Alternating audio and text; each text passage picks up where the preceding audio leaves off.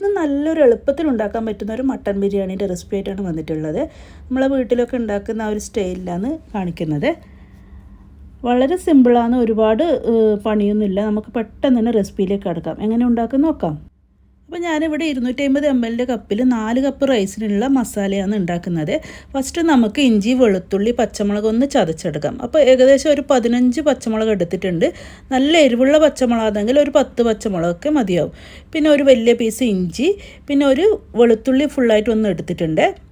അപ്പോൾ വെളുത്തുള്ളി എപ്പം കൂടുതൽ എടുക്കാൻ ശ്രദ്ധിക്കണേ. അപ്പോൾ ഇതെല്ലാം കൂടി നമുക്കൊന്ന് ക്രഷ് ചെയ്തെടുക്കാം. ഒരുപാടങ്ങ് പേസ്റ്റാക്കി എടുക്കരുത്, ഒന്ന് ക്രഷ് ചെയ്തെടുത്താൽ മതി. അപ്പോൾ നിങ്ങൾക്ക് വേണമെന്നുണ്ടെങ്കിൽ ഇത് ഒന്നിച്ച് തന്നെ ക്രഷ് ചെയ്തെടുക്കാം, അല്ലെങ്കിൽ സെപ്പറേറ്റ് ആക്കിയിട്ട് ഓരോന്നോരോന്നായിട്ട് ക്രഷ് ചെയ്തെടുക്കാം. അപ്പോൾ ഇതൊന്ന് ഞാനൊന്ന് ചതച്ചെടുത്തിട്ട് വരാം. അപ്പോൾ ഞാനിവിടെ ക്രഷ് ചെയ്തെടുത്തിട്ടുണ്ട്. മിക്സിയുടെ ജാറിൽ, ചെറിയ ജാറിലാണ് ചെയ്യുന്നുണ്ടെങ്കിൽ പൾസിലിട്ട് ഒന്ന് കറക്കിയെടുത്താൽ മതി. ഒരുപാട് അങ്ങ് പേസ്റ്റ് പോലെ ആക്കി എടുക്കരുത്. അപ്പോൾ ഇത് നമുക്ക് മാറ്റി വെക്കാം. ഇനി നമുക്ക് കഴുകി വൃത്തിയാക്കി വെച്ച് 1 കിലോ മട്ടൻ വലിയ പീസായിട്ട് കട്ട് ചെയ്തതാണ്. ഇത് കുക്കറിലേക്ക് ഇട്ട് കൊടുക്കാം. കുക്കറിലേക്ക് ഇട്ട് കൊടുത്തിട്ട് ഇതിലേക്ക് നമ്മൾ ചതച്ച് വെച്ച ഇഞ്ചി, പച്ചമുളക്, വെളുത്തുള്ളിയിൽ നിന്ന് 1 ടേബിൾ സ്പൂൺ ഇതിലേക്ക് ചേർത്ത് കൊടുക്കാം. ഒരു കുറച്ച് മല്ലിയിലയും കൂടി ഇതിലേക്ക് ചേർത്ത് കൊടുക്കുക. അതുപോലെ ഒരു 1/2 ടീസ്പൂൺ മഞ്ഞൾപ്പൊടിയും കൂടി ചേർത്ത് കൊടുക്കാം.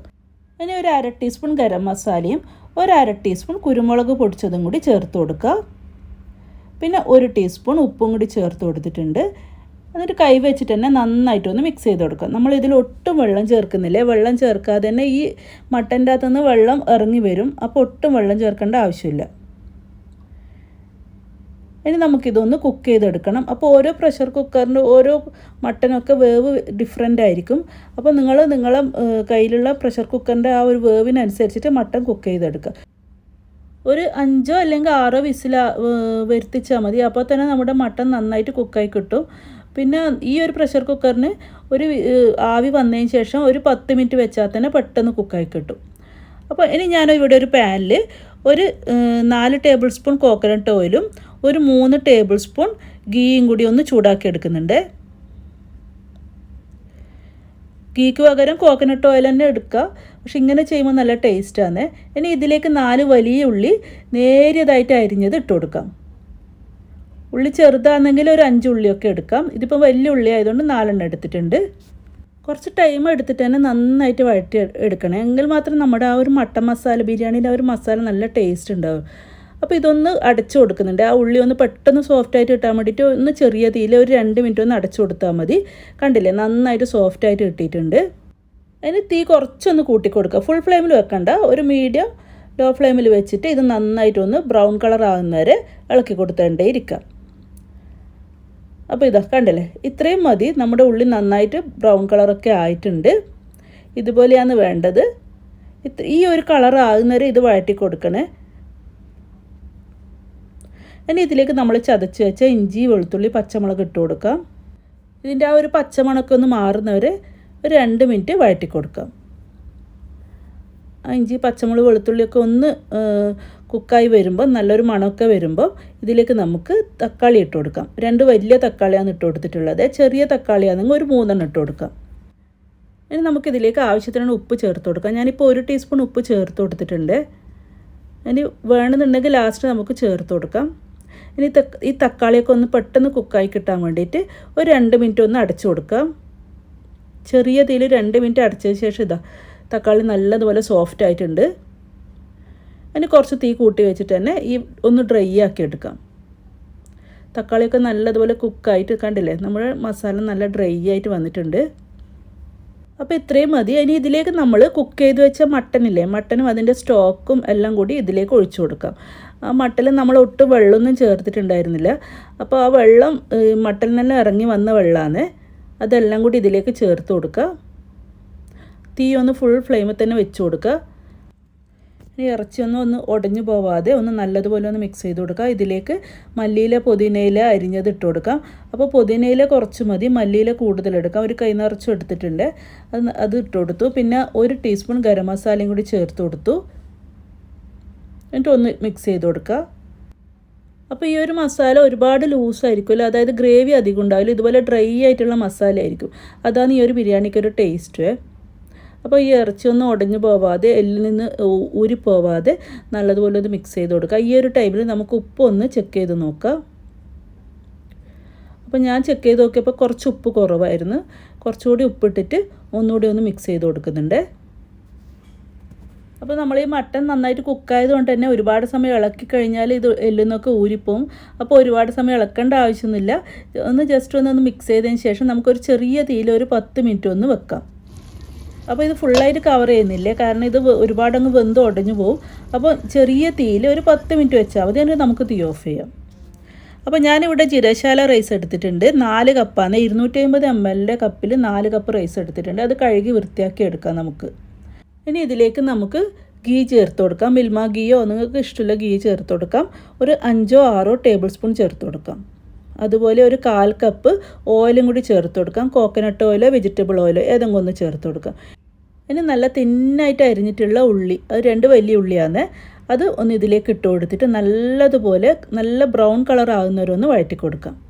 അപ്പോൾ തീ കൂട്ടി വെക്കരുത്. തീ ഒരു മീഡിയം ലോ ഫ്ലെയിമിൽ വെച്ചിട്ട് വേണം ചെയ്തെടുക്കാൻ വേണ്ടിയിട്ട്. നല്ല ക്രിസ്പി ആകുന്നവരെ ഇതുപോലെ ഇളക്കി കൊടുക്കുക. അപ്പോൾ ഇത് ഇത്രയും മതി. ഇത് നമുക്ക് പെട്ടെന്ന് തന്നെ എണ്ണയിൽ നിന്ന് കോരിയിട്ട് വേറൊരു പാത്രത്തിലേക്ക് മാറ്റാം. വേറൊരു പാത്രത്തിലേക്ക് മാറ്റിയിട്ട് അതൊന്ന് സ്പ്രെഡ് ചെയ്ത് കൊടുക്കുക. കാരണം നമ്മളിത് കോരി എടുത്തതിന് ശേഷം ഇതിൻ്റെ കളറ് കുറച്ചൊന്ന് മാറും. അപ്പോൾ ഒന്ന് സ്പ്രെഡ് ചെയ്ത് കൊടുക്കുക. ഒരു പ്ലേറ്റിലേക്ക് ഇട്ടിട്ട് ഒന്ന് പരത്തിയിട്ട് കൊടുക്കുക. ഇതൊക്കെ ഇങ്ങനെ ഡീറ്റെയിൽസ് ആയിട്ട് പറയുന്നത് എൻ്റെ ഒരു ഫ്രണ്ട് ഈ ഒരു ബിരിയാണി കഴിച്ചിട്ട് കുറേ നാൾ മുമ്പേ കഴിച്ചിട്ട് ഇതിൻ്റെ റെസിപ്പി ചോദിച്ചിട്ടുണ്ടായിരുന്നു. അപ്പോൾ അവൾക്ക് എത്ര പറഞ്ഞു കൊടുത്തിട്ടും അവൾക്ക് ഞാൻ ഉണ്ടാക്കിയ പോലെ ആകുന്നില്ല പറഞ്ഞ്. അപ്പോൾ എന്തായാലും അതിൻ്റെ ഒരു വീഡിയോ ഇടാൻ പറഞ്ഞു. അതിന് വേണ്ടിയിട്ടാണ് ഈ ഒരു വീഡിയോ ഇടുന്നത്. അപ്പോൾ എല്ലാം ഫുൾ ഡീറ്റെയിൽ ആയിട്ട് എല്ലാം പറയണമെന്ന് പറഞ്ഞാൽ അതുകൊണ്ടാണ് ചെയ്യുന്നത്. അപ്പോൾ ഇനി അതേ സെയിം ഓയിലിൽ 2 പട്ട, ഒരു 5-6 ഏലക്കായ്, ഒരു 5-6 ഗ്രാമ്പു അതും കൂടി ഇട്ടിട്ട് ഒരു നല്ലൊരു മണം വരുമ്പം അതിലേക്ക് നമ്മുടെ കഴുകി വൃത്തിയാക്കി വെച്ച അരിയില്ലേ, അരി നല്ലതുപോലെ വെള്ളമൊക്കെ കളഞ്ഞതാണ്, അത് ഇതിലേക്ക് ഇട്ട് കൊടുക്കുക. എന്നിട്ട് മീഡിയം ലോ ഫ്ലെയിമിൽ തീ വെച്ചിട്ട് കൈ എടുക്കാതെ നന്നായിട്ടൊന്ന് വറുത്തെടുക്കാം. ഒരുപാട് ഹൈ ഫ്ലെയിമിൽ വെച്ചിട്ട് വറുത്തെടുക്കരുത്. ഒരു മീഡിയം ലോ ഫ്ലെയിമിൽ വെച്ചിട്ട് നന്നായിട്ട് ഒരു 5 മിനിറ്റ് ഒന്ന് വറുക്കുക. ഈ ഒരു ടൈമിൽ തന്നെ നമുക്ക് വെള്ളം തിളപ്പിക്കാൻ വെക്കണം. അപ്പോൾ 1 കപ്പ് അരിക്ക് 1.5 കപ്പ് വെള്ളമാണ് വേണ്ടത്. അപ്പം നമ്മളിവിടെ 4 കപ്പ് അരിയാണ് എടുത്തിട്ടുള്ളത്. അപ്പോൾ 6 കപ്പ് വെള്ളം വേണം. അപ്പോൾ ആ വെള്ളം അവിടെ ചൂടാക്കാൻ വെക്കണേ. പിന്നെ നമ്മുടെ ചോറിന് പ്രധാനമായിട്ട് ഒരു ടിപ്പാണ്, ഈ കുറച്ച് കറിവേപ്പിലയും കൂടി ഈ അരി വറക്കുമ്പോൾ ഇട്ട് കൊടുക്കുകയാണെങ്കിൽ നല്ലൊരു മണമായിരിക്കും നമ്മുടെ ഈ ചോറിന്. ഒരു 4-5 നല്ല മണമുള്ള കറിവേപ്പിലയില്ലേ, നാടൻ കറിവേപ്പില, അതിട്ട് കൊടുത്താൽ മതി. അപ്പോൾ ഇതാ അരി നന്നായിട്ട് വറുത്തെടുത്തിട്ടുണ്ട്. അപ്പോൾ ഇനി നമുക്ക് നമ്മുടെ തിളച്ച വെള്ളം 6 കപ്പ് ഇതിലേക്ക് ഒഴിച്ചു കൊടുക്കാം. വെള്ളം കൂടിപ്പോവരുത്. 6 കപ്പ് നല്ല തിളച്ച വെള്ളം തന്നെ ഒഴിച്ചു കൊടുത്തിട്ടുണ്ട്. ഇനി ഇതിലേക്ക് നമുക്ക് ആവശ്യത്തിനുള്ള ഉപ്പും കൂടി ചേർത്ത് കൊടുക്കാം. അപ്പോൾ ഒരു 3 ടേബിൾ സ്പൂൺ ഉപ്പൊക്കെ ചേർത്ത് കൊടുത്ത് നോക്കുക. എന്നിട്ട് ആവശ്യമുണ്ടെങ്കിൽ നിങ്ങൾ ചേർത്ത് കൊടുത്താൽ മതി. ഇതൊന്ന് നന്നായിട്ടൊന്ന് മിക്സ് ചെയ്യുക. ഇനി ഇതൊന്ന് തിളച്ച് വരുന്നവരെ നമുക്കൊന്ന് വെയിറ്റ് ചെയ്യാം. അപ്പോൾ നമ്മുടെ വെള്ളമൊക്കെ തിളച്ച് ആ അരിയുടെ പാകത്തിന് ആ ഒരു ലെവലിലേക്ക് വെള്ളം വറ്റി വന്നിട്ടുണ്ട്. ഈ ഒരു ടൈമിൽ തീ നന്നായിട്ട് കുറച്ചിട്ട് ഒരു 20 മിനിറ്റ് വരെ നമുക്ക് വെയിറ്റ് ചെയ്യാം. അങ്ങനെ ഏകദേശം ഒരു 20 മിനിറ്റിന് ശേഷം നമ്മുടെ റൈസ് തുറന്ന് നോക്കുമ്പോൾ കണ്ടില്ലേ, അടിപൊളിയായിട്ട് നല്ല പെർഫെക്റ്റായിട്ട് കുക്കായി കിട്ടിയിട്ടുണ്ടാവും.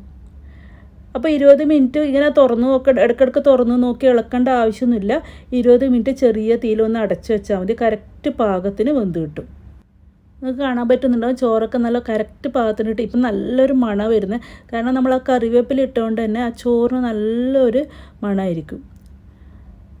ഇനി നമുക്ക് പണിയൊന്നുമില്ല. നമ്മുടെ മസാല റെഡിയാണ്. അതുപോലെ ഉള്ളി വറുത്തെടുത്തിട്ടുണ്ട്. ചോറും റെഡി. ഇനി നമുക്ക് പെട്ടെന്ന് തന്നെ ദമ്മിടാൻ തുടങ്ങാം. നിങ്ങൾക്ക് വേണമെന്നുണ്ടെങ്കിൽ ഇങ്ങനെ ദമ്മിടുന്നതിന് പകരം മസാലേൻ്റെ മുകളിൽ ഫുൾ ചോറ് ഇട്ടിട്ട് അങ്ങനെയും ദമ്മിട്ട് എടുക്കാം. പക്ഷെ നമ്മുടെ ഗ്രേവി നല്ല ഡ്രൈ ആയിട്ടുള്ള ഗ്രേവി ആയതുകൊണ്ട് തന്നെ ഇങ്ങനെ ദമ്മ് ചെയ്യുന്നതായിരിക്കും കൂടുതൽ നല്ലത്. അതായത് മിഡിൽ ചോറ് കുറച്ച് അടിയിൽ വെച്ചിട്ട് മിഡിൽ മസാല വരുന്ന വിധത്തിൽ ദമ്മ് ചെയ്യുകയാണെങ്കിൽ കുറച്ചുകൂടി നല്ലതായിരിക്കും. അപ്പോൾ ഇതാ ഞാൻ പകുതി ചോറ് കോരി എടുത്തിട്ടുണ്ട്. ബാക്കി ചോറ് ഒരുപോലെ നിരത്തി കൊടുക്കുക, സ്പ്രെഡ് ചെയ്ത് കൊടുക്കുക. അതിൽ 1-2 ടേബിൾ സ്പൂൺ ഗീ ഒഴിച്ചു കൊടുക്കുക. കുറച്ച് ലെമൺ ജ്യൂസും കൂടി ഇതിൻ്റെ മുകളിൽ ഒഴിച്ചു കൊടുക്കുക. ഒരു 2 ടീസ്പൂണൊക്കെ ഒഴിച്ചു കൊടുത്താൽ മതി. ഇനി കുറച്ച് നമ്മുടെ വറുത്ത് മാറ്റിയ ഉള്ളിയും കൂടി ഇട്ട് കൊടുക്കുക. നിങ്ങൾക്ക് വേണമെന്നുണ്ടെങ്കിൽ കാഷ്യൂനട്ടും കിസ്മിസൊക്കെ ചേർത്ത് കൊടുക്കുക. ഗീയിൽ വറുത്തിട്ട് ചേർത്ത് കൊടുക്കുക. അത് ഓപ്ഷനിലാണ്, നിർബന്ധമൊന്നുമില്ല.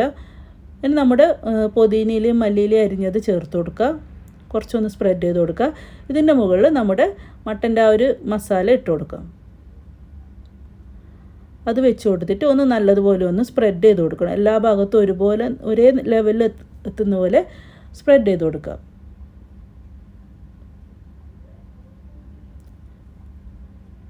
അപ്പം നമ്മുടെ മസാല കണ്ടില്ലേ, നല്ല ഡ്രൈ ആയിട്ടുള്ള മസാലയാണ്. ഇതിനധികം ഗ്രേവിയുടെ ആവശ്യമൊന്നുമില്ല. ഇതിങ്ങനെയാണ് ടേസ്റ്റ്. അപ്പോൾ നിങ്ങൾ വിചാരിക്കുന്നുണ്ടോ ഇതിൽ തൈരൊന്നും ചേർത്തിട്ടില്ലെങ്കിൽ ഇതിന് ടേസ്റ്റ് ഉണ്ടാവും? ടേസ്റ്റിനൊന്നും ഒരു കുറവുമില്ല, നല്ല ടേസ്റ്റാണ്. നിങ്ങൾ എന്തായാലും ഇതുപോലെ ഒന്ന് ട്രൈ ചെയ്ത് നോക്കുക. നമ്മളെ വീട്ടിലൊക്കെ ഉണ്ടാക്കുമ്പോൾ ഒരിക്കലും മസാലയിൽ തൈര് ചേർക്കാറേ ഇല്ല.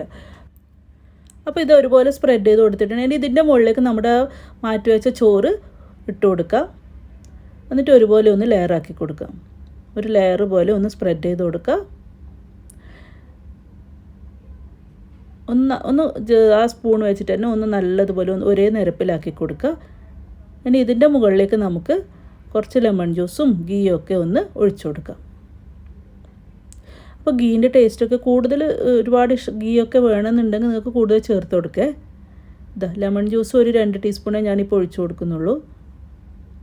അതുപോലെ നമ്മൾ വറുത്ത് കോരി മാറ്റി വെച്ച ഉള്ളിയും കൂടി ഇട്ട് കൊടുക്കാം.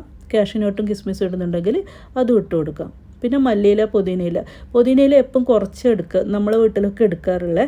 പുതിനയിലേക്ക് പകരം മല്ലിയിലയാണ് കൂടുതൽ എടുക്കുക. ഇനി അവസാനം കുറച്ച് ഗരം മസാലയും കൂടി ഇതുപോലെ നമുക്ക് സ്പ്രിങ്കിൾ ചെയ്ത് കൊടുക്കാം. ഇതിപ്പോൾ വീട്ടിൽ തന്നെ പൊടിച്ച ഗരം മസാലയാണ്.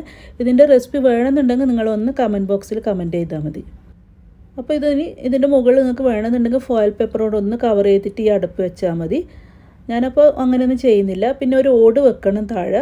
അങ്ങനെയാകുമ്പോൾ അടിയിലൊന്നും പിടിക്കില്ല. ഒരു ഓടോ അല്ലെങ്കിൽ ഒരു കട്ടിയുള്ള എന്തെങ്കിലും ഒരു അടപ്പോ എന്തെങ്കിലും ഒന്ന് വെച്ചിട്ട് 20 മിനിറ്റ് ചെറിയ തീയിൽ വെക്കുക. അങ്ങനെ ഏകദേശം ഒരു 20 മിനിറ്റിന് ശേഷം നമ്മുടെ ബിരിയാണി നല്ല അടിപൊളി പെർഫെക്റ്റായിട്ട് ദമ്മായിട്ടുണ്ട്. അപ്പോൾ വളരെ സിമ്പിളായിട്ട് നല്ല ടേസ്റ്റ് ആയിട്ടുള്ള ഒരു ബിരിയാണി റെസിപ്പി തന്നെയാണ്. നിങ്ങൾ എന്തായാലും ഇതൊന്ന് ട്രൈ ചെയ്ത് നോക്കി തന്നെ വേണം. എന്തായാലും നിങ്ങൾക്ക് ഇതിൻ്റെ ടേസ്റ്റ് ഇഷ്ടാവുകയും ചെയ്യും. അപ്പോൾ ഇത് വിളമ്പുമ്പോൾ നമുക്ക് ഈ ഒരു സൈഡിൽ നിന്ന് ഇതുപോലെ മസാല മിക്സ് ചെയ്തിട്ട് ഇളക്കിയിട്ടാണ് വിളമ്പേണ്ടത്. അതായത് മുകളിൽ നിന്ന് ചോറ് മാത്രം അങ്ങ് എടുക്കരുത്. മസാലയും ചോറും കുറേശ്ശെ മിക്സ് ചെയ്തിട്ട് എടുക്കുകയാണ് വേണ്ടത്. അപ്പോൾ കുട്ടികൾക്കൊക്കെ കൊടുക്കാനാണെങ്കിൽ ചോറ് മാത്രം എടുത്താൽ മതി. മസാല കുട്ടികൾക്ക് അത്ര ഇഷ്ടാവില്ലല്ലോ. വലിയവർക്കൊക്കെ ആണെങ്കിൽ ഇതുപോലെ സൈഡിൽ നിന്ന് മസാല കുറേശ്ശെ മിക്സ് ചെയ്തിട്ട് കോരിയെടുക്കുക. എന്നിട്ട് പ്ലേറ്റിലേക്ക് വിളമ്പുക. ഈ സെയിം റെസിപ്പി വെച്ചിട്ട് നമുക്ക് ബീഫ് വെച്ചിട്ടും ചെയ്യേ. സെയിം മെത്തേഡിൽ തന്നെ ബീഫും ചെയ്യുക. പക്ഷേ ബീഫിന് കുറച്ച് വേവ് കൂടുതലുള്ളതുകൊണ്ട് തന്നെ കുക്കറിൽ വെക്കുന്ന ആ ഒരു ടൈമിൽ കുറച്ചൊരു മാറ്റം വരും. അത്രയേ ഉള്ളൂ. ബാക്കിയെല്ലാം സെയിം മെത്തേഡ് തന്നെയാണ്. അപ്പോൾ നമ്മുടെ ബിരിയാണി പ്ലേറ്റിലേക്ക് വിളമ്പി കഴിഞ്ഞ ശേഷം വേണമെന്നുണ്ടെങ്കിൽ നമ്മുടെ ഉള്ളി കുറച്ച് വറുത്തത് ഇട്ട് കൊടുക്കുക. ഒരു ഭംഗിക്ക് വേണ്ടിയിട്ട് ഇട്ട് കൊടുക്കുക. അതുപോലെ മല്ലിയില അരിഞ്ഞത് ഇട്ട് കൊടുക്കുക. അപ്പോൾ ഇതിൻ്റെ കൂടെ ഞാൻ സെർവ് ചെയ്യുന്ന ചിക്കൻ ഫ്രൈയും തൈര് സലാഡും അതുപോലെ കുറച്ച് അച്ചാറുമാണ്. മല്ലിയിലയും തേങ്ങയൊക്കെ അരച്ചിട്ടുണ്ടാക്കുന്ന ഒരു ചമ്മന്തിയില്ലേ, അതും നല്ലൊരു കോമ്പിനേഷനാണ് ഇതിൻ്റെ കൂടെ. അപ്പോൾ വീഡിയോ ഇഷ്ടമായിട്ടുണ്ടെങ്കിൽ ലൈക്ക്, ഷെയർ, കമൻറ്റ്സ്, സബ്സ്ക്രൈബ് ഒക്കെ ഒന്ന് ചെയ്യുക. ഇൻഷാ അല്ലാഹ് ഇനി അടുത്ത വീഡിയോ ആയിട്ട് വരുന്നവർ എല്ലാവർക്കും താങ്ക് യു. അസ്സലാമു അലൈക്കും.